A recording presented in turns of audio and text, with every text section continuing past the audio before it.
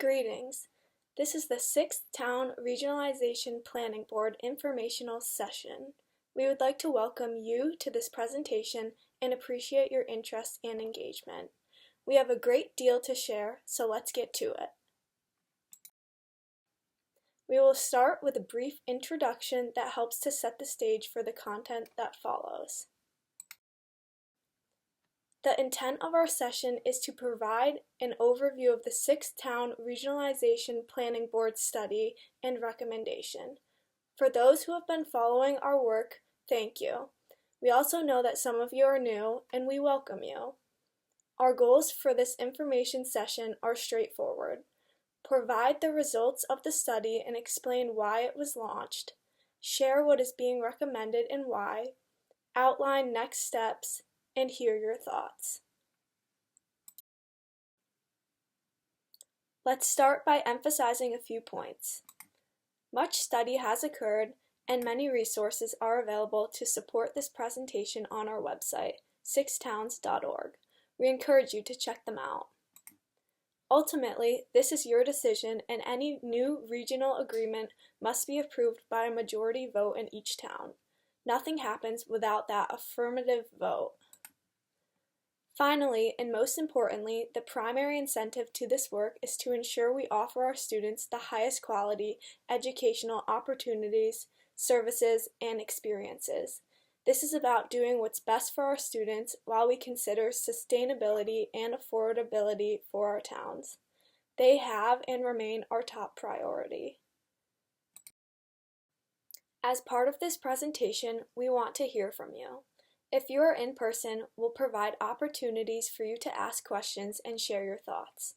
If you are watching remotely, you can drop your comments on the website at 6towns.org through the contact feature. We will answer and respond to your questions. Our website, 6towns.org, has many resources including this slide deck. Meeting notices, minutes, reports, presentations are all there for your review and consideration. The Reports tab has many detailed resources that may be of interest for those who choose to go deeper. We also encourage you to visit the FAQ or Frequently Asked Questions tab.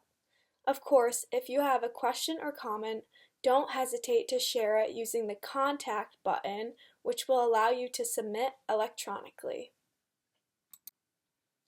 Let's start with the end in mind. What did the Planning Board recommend? What is the plan? Today, there are 3 districts currently operating: Pioneer Valley Regional, Gill, Montague Regional, and Warwick. In our recommended plan, the 3 districts would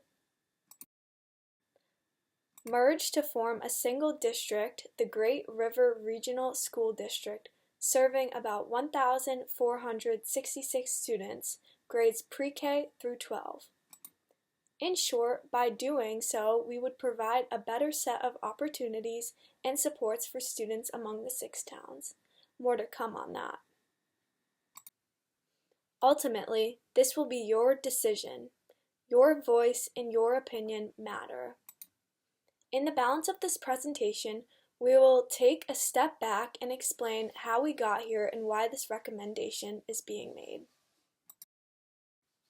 It would be fair for you to ask, what pressures and purpose drove the need for a study? First, purpose or charge. Our planning board charge was to study the feasibility and sustainability of a 6-town regional district. We want all robust academics, strong enrichment, and high-quality educational experiences, while also being realistic about fiscal pressures in our towns. What then is driving a need for change? Simply put, a sharp decline in student enrollment. Let's dig into this. With blue representing Gill, Montague, and red Pioneer, you can see enrollment has declined significantly over the past 2 decades, nearly 50% since 1998. This combined number represents a 47% decline in Gill, Montague and 56% in Pioneer. Of note, Warwick was a member of PVRSD during this decline. To provide more detail, we offer a snapshot by school. Schools are listed under each district and show enrollment in 1998 to 99 as compared to 2024 to 25. Pearl Roads and Montague Center were both closed due to district-wide enrollment pressures and trends. In that time period, both high schools have declined by over 50% since 1998. Elementary schools have varied from a 2.4% decline to a 52% decline in Northfield. Of note, two schools, Pearl Roads and Montague Center, that operated in 1998 are now closed, and Warwick separated from Pioneer in 2020 and formed its own district. To add more perspective, in 1998, Pioneer and Turners Falls each had over 330 high school students. Today, the combined enrollment, about 314, is smaller than either individual school in 1998. It is often argued that the enrollment and population pendulum is swinging back and future growth is coming. While the declining enrollment trend is ongoing, it is slowing. However, a continued or slight drop in enrollment is predicted. This is driven by declining birth rates, migration patterns, and housing growth, which all play a role. Overall, what's happening in our towns is consistent with regional population patterns. Finally, another factor is school choice. That is, resident town students choosing to attend their home school or choice to an outside school. The blue bars represent choice into each district, and the red bars choice out. As you can see, Pioneer has shifted from being a choice receiving district to one losing more students than they gain. Gill Montague continues to send students out, though at a slower rate than was the case historically. Regardless, students choosing to stay in district or leave will likely continue to have an impact on total enrollment, and we wonder, will more students decide to stay if they have more academic, extracurricular, and sports programs? It's important to note at this time in the presentation, our problem is not unique, and the headlines reinforce that. As is occurring in, for example, Vermont, Maine, Berkshire County, or other Franklin County districts, declining enrollment is placing pressure on many districts and towns, often rural. So, if enrollment is the pressure point, what problem does having fewer students create that we are trying to solve? Declining enrollment boils down to two main issues: cohort and money. Cohort. The first problem is that of cohort size. As enrollment shrinks, the ability to provide the same level of educational programs, services, and supports increases in challenge. And that's without considering the needs of students to be educated in stimulating environments with diverse cohorts of peers for friendships, to experience a range of perspectives inside and outside the classroom, and event to have a reasonable selection of dates for the prom. Money. The second problem is money. As expenses rise in districts and state revenue remains relatively flat because enrollment is declining, the cost of running schools is passed to the towns. These same towns must balance the needs of emergency services, safe roads and bridges, and even simply trash disposal. Combined, these two issues impact students, staff, and towns and residents. Let's start by focusing on cohort. A cohort refers to a number of students, which can be defined by classroom, grade level, school, or district. For example, this illustration shows the high school cohort enrollments, total 9 through 12 and grade 9 only in 1999 versus 2025. Overall, 9 through 12 enrollment has dropped from 782 to 314. When focused on just the 9th grade cohort, that group declined from 224 in 1999 to 82 in 2025. So what happens when cohorts become smaller? The Planning Board's research, which is supported by educational literature, suggests both the upside and downsides. On the advantage side, smaller class sizes and shorter travel times with schools located closer to towns and residents. However, on the disadvantage side, small can be too small with limited peer cohorts for social networks, fewer course offerings, and student services, while efficiencies go down and costs go up. In summary, being too small can negate positive benefits, just like being too large can negate the positive benefits of being larger. There is a sweet spot between too small and too large. These themes were reinforced when we talked to various stakeholders in our community. We heard that declining numbers resulted in fewer courses, more constricted schedules, and more pressure on students and staff to do more. And to get very concrete, this example pulled from the community engagement process shows that while there are unique classes and programs in the course of study conceptually offered, in reality, there are not enough students and teachers to actually offer these courses. While courses may be available on paper, not always the case in practice. And through our engagement process, we heard consistent themes that offers additional reinforcement. Families and staff want enhanced academics, expanded sports and clubs, stronger community spirit, more professional support for teachers, and larger peer networks for students. Let's move to money and focus on how declines in enrollment impact the finances and your wallet. This somewhat busy chart is from the Department of Elementary and Secondary Education, is an actual snapshot of Gill, Montague, and Pioneer District costs.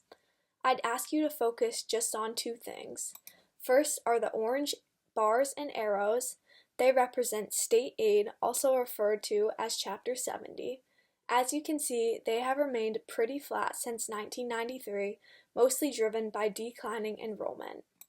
In contrast, expenses continue to rise, the upper blue line and arrows. The net effect is a widening gap between state aid and total spending. The punchline, the amount of money that must be raised locally through mostly property taxes, continues to rise to fill this gap. For many towns, this is becoming an unsustainable prospect. This slide illustrates the basics of how school budgets are created. Expenses and revenues are summarized. The state requires that foundation funding be provided for students. This includes a required contribution by town combined with aid from the state. Many districts spend more than is required, also called above required spending. As you can see, while the state provides some aid, taxpayers, mostly through property tax, pay both a required and above local contribution. Modest additional revenue can occur through sources such as school choice.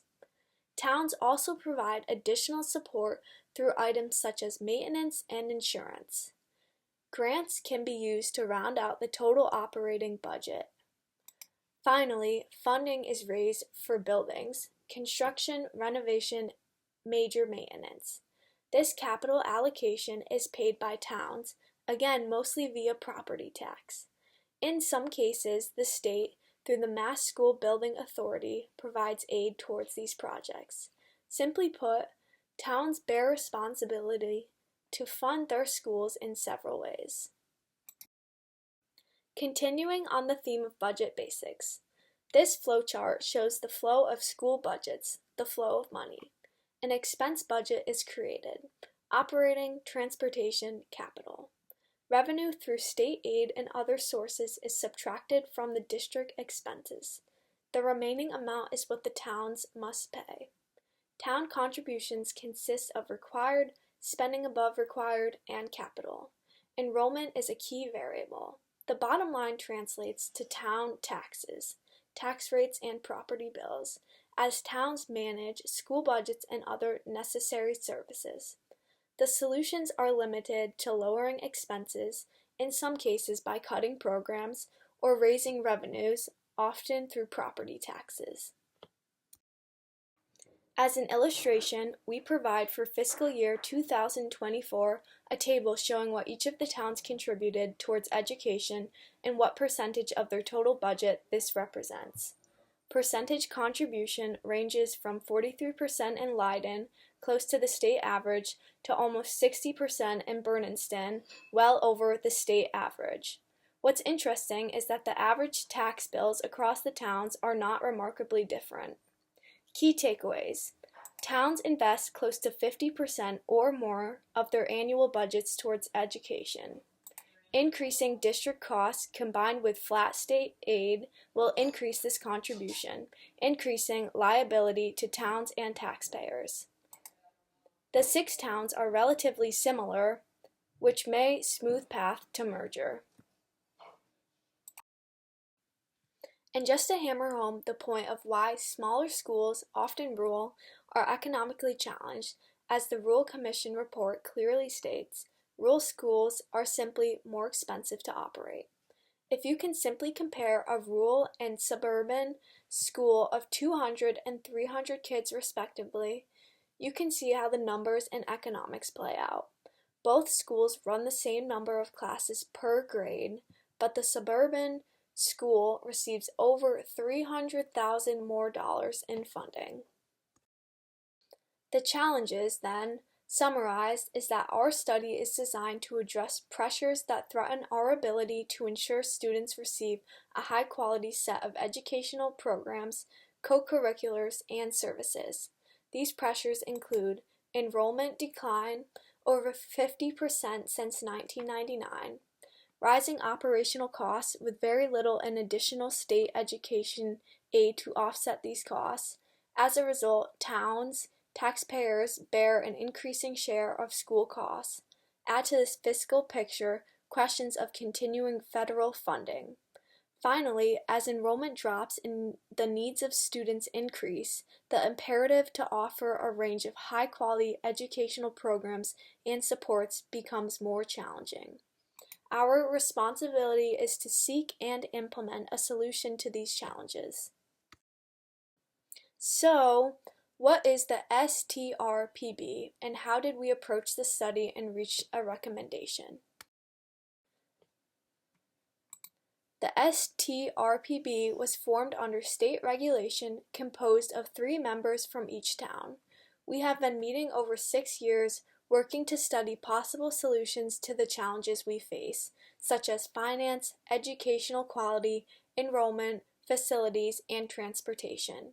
We have worked with a number of expert consultants, and our meetings and reports can be found on our website at 6Towns.org. Our current members are listed above, with Alan Genovese serving as chair and Greg Snedeker as vice chair. This is a voluntary group representing your towns. As stated, over the last 6 years, the board has organized the work into key task areas such as studying the current conditions of the district, listening and collecting feedback from our community, explore feasibility of a 6-town region, recommend a promising pathway that will result in a proposed regional agreement that will be sent to the towns for vote. What is a regional agreement, you ask? A regional agreement contains all the elements that define the operation of a regional district, including where students go to school, how towns pay, and how the school committee is composed. The regional agreement was created and approved by the STRPB and will be sent to the towns. The regional agreement will appear on a town meeting warrant and may also include special legislation that addresses particular needs that require legislative support. So what are the details of the recommendation? In January of 2025, the STRPB voted to recommend the 6 towns regionalize into a new district. This would unify the Pioneer, Gill, Montague, and Warwick districts into one pre-K through grade 12 district of about 1,500 students. The Pioneer Valley School will become a dedicated middle school, grades 6 through 8, and Turners Falls a high school, grades 9 through 12. The elementary schools will remain as is, with 6th grade moving to the middle school. In sum, 3 districts become one. By school, you can see the impact on this table.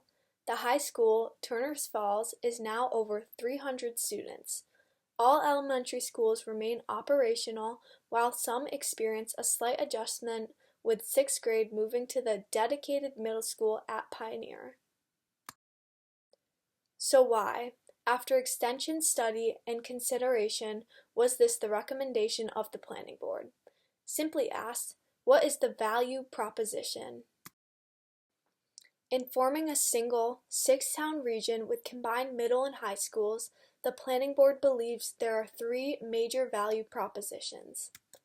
Increased educational opportunities and services for students, larger cohort enhanced student experience and professional culture, efficiencies for long-term town and taxpayer sustainability. Let's dive into each. Recognizing that the student experience is our top priority, we believe that by creating a single district, we can expand educational opportunities and services for students. As the Massachusetts Association of Regional Schools concluded, achieving the breadth of programming has been a challenge due to limited students and resources. By forming a single district, we expect to expand course offerings, align and ensure specialized services from special education to English language learners, increase access and participation in extracurriculars, and advanced career pathway programming, among other things. The bottom line, by combining, we can scale the best of what is offered in each school today and ensure programs are maintained and accessible to all in the future.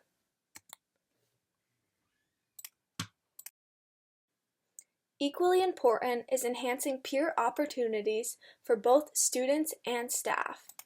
Creating a larger cohort for sports, extracurricular activities, bands, arts, and even friendships and social interactions will benefit students. Larger cohorts of staff will allow for peer collaboration, alignment of teaching and learning systems across grade spans, and specialization in instruction. Also, by organizing into a single middle school, we can build a true middle school model whereby 6 to 8 teachers can prepare students for high school while recognizing the unique needs of adolescents in this age band.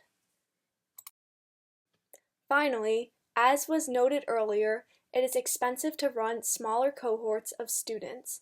By forming a single district, we realize organizational and operational efficiencies and have the potential to realize modest saving.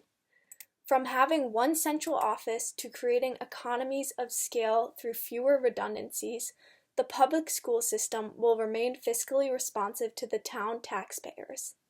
Our recommendation avoids a costly construction project that would result in additional, long-term fiscal capital debt that the town will pay for decades to come, and a single district allows for flexibility as future opportunities and challenges present. Of course, forming a single district is not without political, social, and operational challenges. Our planning board studied these, as outlined on the list above. A brief summary. Savings are possible, although not the main driver of this proposal. Transportation costs and ride times are manageable and are not a barrier to consolidation. A major capital investment is avoided. Elementary schools remain open. Class sizes remain small, but not too small. And there are limited changes to staffing. If we think about the progress of the U.S. educational system, elementary school focuses on foundational academics with limited, often optional, enrichment activities. Middle school introduces more diverse subjects and the beginnings of organized extracurriculars. High school significantly expands both academic, including advanced placement and specialized electives, and extracurricular activities including sports, clubs, arts, fostering skill development and student interests. When enrollments decline significantly, it negatively impacts this student progressive experience by reducing the middle and high school expansion of offerings and curriculum development. In summary, our key points of value, our value proposition, include a maximum set of educational, operational, and fiscal benefits, ensuring accessible, high-quality programming, economies of scale, centralized staffing, efficient management and use of existing facilities, and larger cohorts of students and staff that offer a vibrant learning environment. So, what happens next, and what should you know? Our board remains committed to a transparent process. We will be holding community outreach meetings beginning in September so that we can continue to share information and respond to questions. We are in the final steps of approving a proposed regional agreement that will be sent to the towns. As mentioned, this is what the voters will ultimately approve or reject. The town vote is targeted for November, which we hope will occur on the same day for all 6 towns so that each town is meaningful and not influenced by another town. Finally, if approved, the district will have about 2 years to complete transition planning. Things like getting contractual agreements settled, conducting educational visioning, driven by our educators and informed by our community stakeholders, and supporting our students and faculty as they prepare for this change. All voices are critical to the successful launch of the Great Falls River Regional School District. The next 3 slides provide a bit more detail on what is contained in the proposal regional agreement. The left-hand column is the regional agreement section, and the right-hand side, the details. The name of the district is the Great River Regional School District. The district will serve students in grades pre-K through 12. There will be a 13-member school committee with district-wide elections every 2 years. Vacancies will be filled by select boards and remaining members. This slide details schools and students. Elementary schools remain in the towns. The middle school, grades 6 through 8, will be at Pioneer Valley, and the high school, grades 9 through 12, at Turner's Falls. In order to close a school, we will require a comprehensive feasibility study vote and/or consecutively low enrollment. Both will require a 3/4 vote of the school committee and 2/3 or 3/4 vote of the towns. This sets a very high bar for school closure. Resident students will attend district schools with tuition agreements honored. Finally, the regional agreement includes information on budget. Will require 9 members voting in favor of the budget to pass, 2/3 vote, and 4 towns, 2/3 vote. Assessments made to towns using 5-year rolling foundation enrollment to smooth assessments. Debt will follow MGL 71-16. Transition establishes process for school committee formation and authority during transition period.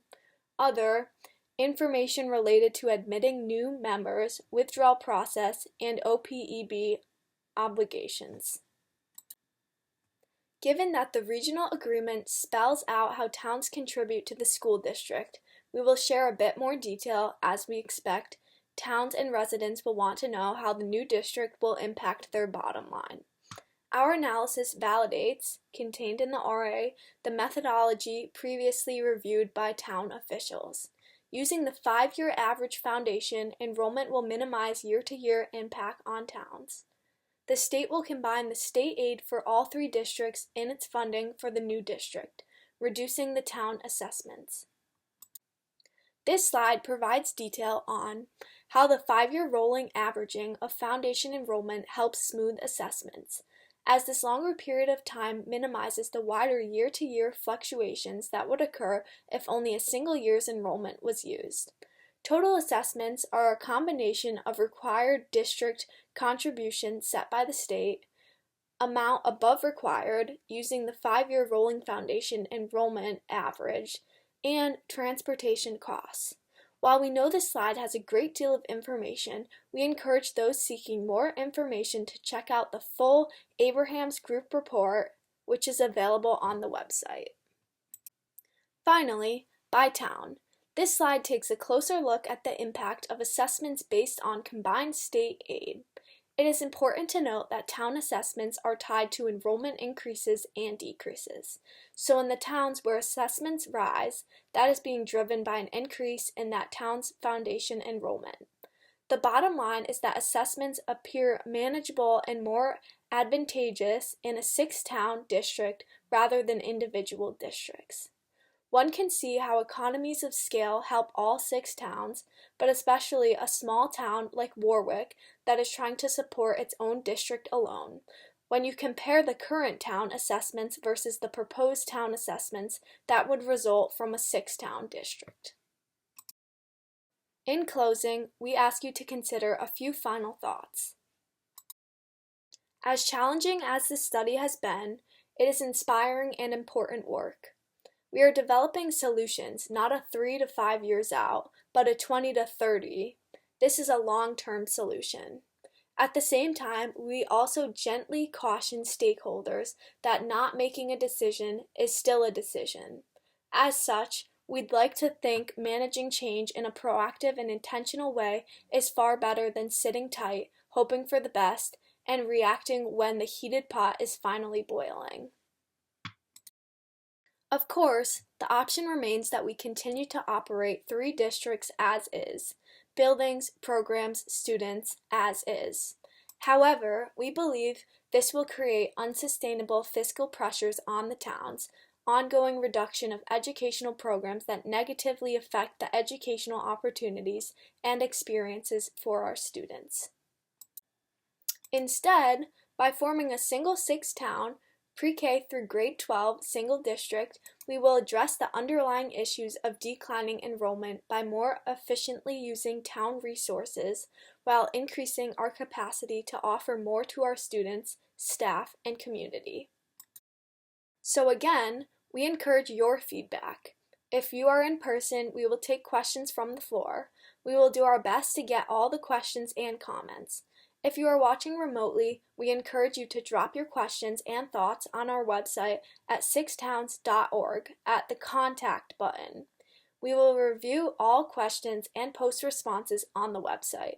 Your input is critically important. We encourage you to share. Thank you. We want to recognize town officials and voters for the opportunity to do this important work on their behalf. Additionally, the Planning Board Chair and Vice Chair want to extend their sincere appreciation to board members who remained committed to this endeavor for 6 years. Most are original members. Finally, we want to thank you for attending and participating in this process, and we hope you turn out to vote regardless of how you vote. It's your decision.